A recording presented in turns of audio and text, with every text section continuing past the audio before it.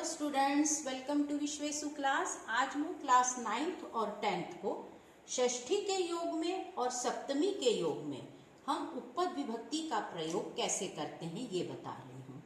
षष्ठी के योग में कौन कौन से शब्द होते हैं जिनके साथ हम षष्ठी का प्रयोग करते हैं। पहला शब्द है श्रेष्ठ के योग में या निर्धारण के योग में हम षष्ठी लगाते हैं। जहाँ ऊपरी शब्द लिखा होगा वहां पर भी हम षष्ठी लगाएंगे।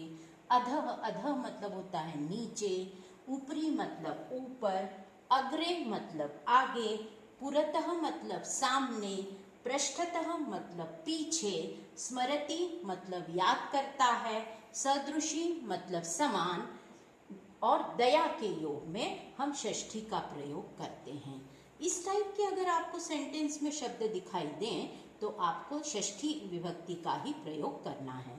जैसे पहला सेंटेंस तो मैं हिंदी में लिख रही हूँ ताकि आपको समझ में आए। पत्नी पति को याद करती है। अब पत्नी एक वचन में तो पत्नी ही रहेगी, ये इकारांत स्त्रीलिंग शब्द है। और पति को, यहाँ को के हिसाब से तो मुझे द्वितीया लगानी चाहिए, लेकिन मैं द्वितीया नहीं लगाऊंगी। क्यों? क्योंकि याद करती है। याद, स्मृति मतलब याद करना, किसी व्यक्ति को याद करना, तब हम षष्ठी का प्रयोग करेंगे। तो इसका सेंटेंस संस्कृत में कैसा बनेगा? पत्नी शब्द तो पत्नी ही रहेगा एक वचन में, क्योंकि इकारांत स्त्रीलिंग शब्द है ये पत्नी। पति को तो पत्युः, ध्यान रखिए शब्द आएगा पत्युः। पति शब्द कवि की तरह नहीं चलता है, इस बात का आपको ध्यान रखना है, क्योंकि पति में भी त में छोटी की मात्रा है और कवि में भी व में छोटी की मात्रा होती है, इसलिए हम उसे इकारांत पुल्लिंग शब्द कहते हैं। ये भी इकारांत पुल्लिंग है, इसके बावजूद भी ये कवि के तरह नहीं चलता है, इसे आपको अलग से याद करना पड़ेगा। तो पत्नी पत्युः, पति को तो मैं पति की षष्ठी लगाऊंगी पत्युः, और याद करती है मतलब स्मरति। ये सेंटेंस हो जाएगा आपका। ध्यान रखना, याद करने के योग में और याद करने के लिए संस्कृत शब्द है स्मरति।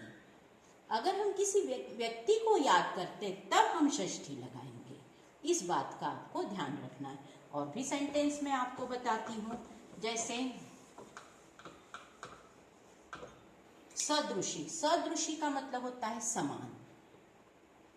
बेटी माता के समान है या राधा माता के समान है। बेटी के लिए वर्ड तो पुत्री हो जाएगा, तो पुत्री माता के, अब माता की षष्ठी लगानी पड़ेगी हमें, तो मातुः, माता की षष्ठी होती है मातुः, और सदृशी मतलब समान। तो पुत्री मातुः सदृशी, पुत्री माता के समान है, तो यहाँ माता की मैंने षष्ठी लगाई है, क्योंकि सदृशी के योग में मुझे षष्ठी ही लगाना है। अगला एक और सेंटेंस मैं आपको बताती हूँ श्रेष्ठ के योग में। अब श्रेष्ठ कैसे? जैसे मैं एक सेंटेंस बोलूंगी, कालिदास कवियों में श्रेष्ठ है। अब श्रेष्ठ के योग में आप सप्तमी भी लगा सकते हो और षष्ठी भी, ये आप पर डिपेंड है। लेकिन जैसे कालिदास, तो कालिदास तो एक वचन में कालिदास ही रहेंगे, कालिदासः। अब कवि की षष्ठी अगर हमें लिखना है तो कवि नाम, क्योंकि एक कवि में श्रेष्ठ नहीं है कालिदास, कवियों में श्रेष्ठ है, तो कवि नाम, कवि नाम श्रेष्ठः अस्ति। आज भी श्रेष्ठ है इसलिए अस्ति हम लिख सकते हैं। ये ध्यान रखना, निर्धारण करना मतलब ये देखना कि श्रेष्ठ है या नहीं है। तो उस योग में हम षष्ठी का भी प्रयोग कर सकते हैं, हम सप्तमी का भी प्रयोग कर सकते हैं। इसी सेंटेंस को आप सप्तमी में भी लिख सकते थे। कैसे? कालिदासः, अब कवि नाम की जगह मैं कविषु लिख दूंगी, कविषु श्रेष्ठः अस्ति, कालिदास कवियों में श्रेष्ठ है, ऐसा। चलिए और एक हाथ सेंटेंस में आपको बताती हूँ, जैसे पृष्ठतः का मतलब होता है पीछे। विद्यालय के पीछे वृक्ष हैं, तो विद्यालय के, तो के लिए तो षष्ठी वैसे भी हम लगाते ही हैं, तो विद्यालय के, तो विद्यालयस्य, लयस्य पृष्ठतः, पृष्ठतः मतलब पीछे, वृक्षाः सन्ति मतलब विद्यालय के पीछे वृक्ष हैं। जहां पर भी पृष्ठतः मतलब पीछे और अधः मतलब भी अधः का मतलब होता है नीचे, ऊपरी मतलब ऊपर, इस टाइप के वर्ड्स दिखेंगे तो आपको षष्ठी का ही प्रयोग करना है।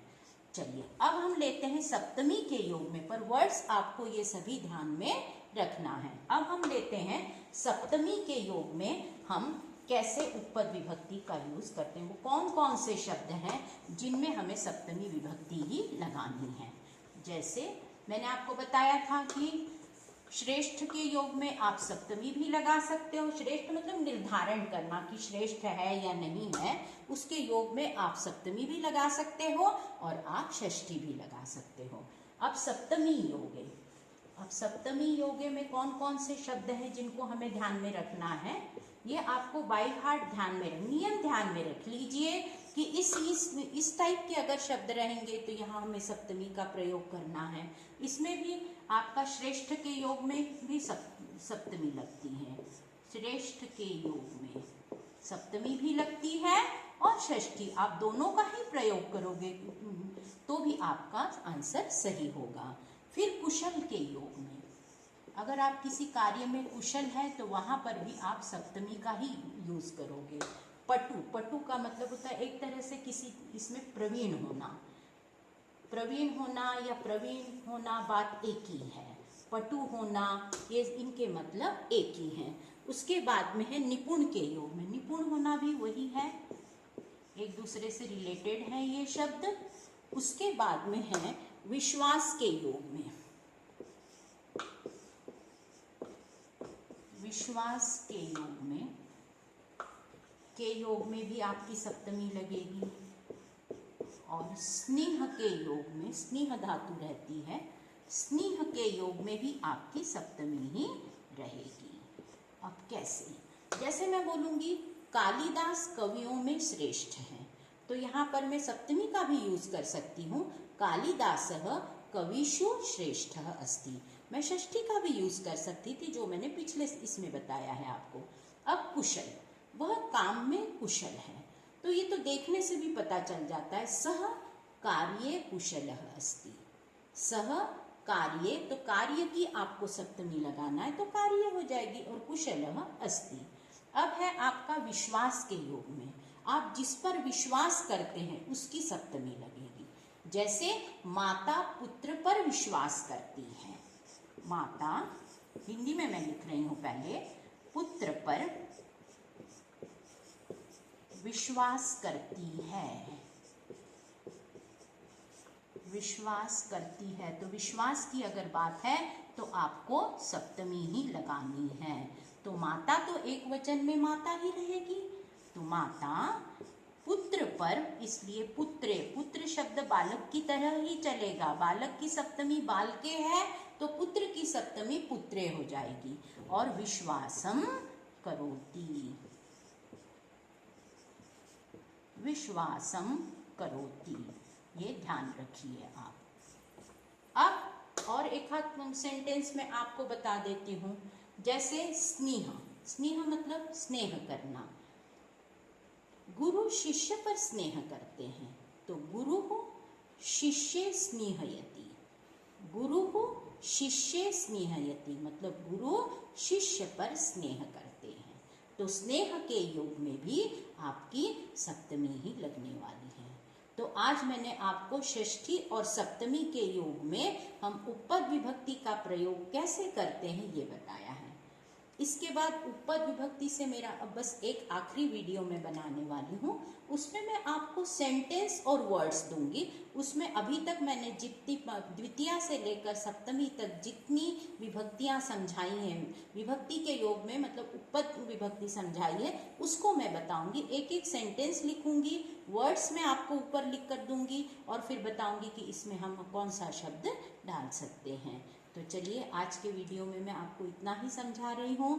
अगर आपको वीडियो पसंद आता है तो सब्सक्राइब ज़रूर कीजिए। आपको अब कोई प्रॉब्लम हो तो आप मुझे कमेंट्स बॉक्स में आकर बता भी सकते हैं। और मेरा नंबर है 8827006887।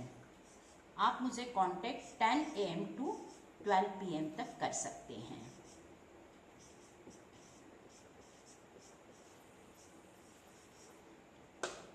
चलिए, तो आज मैंने आपको जितनी भी उपपद विभक्तियाँ समझाई हैं उनकी प्रैक्टिस आप ज़रूर कीजिए।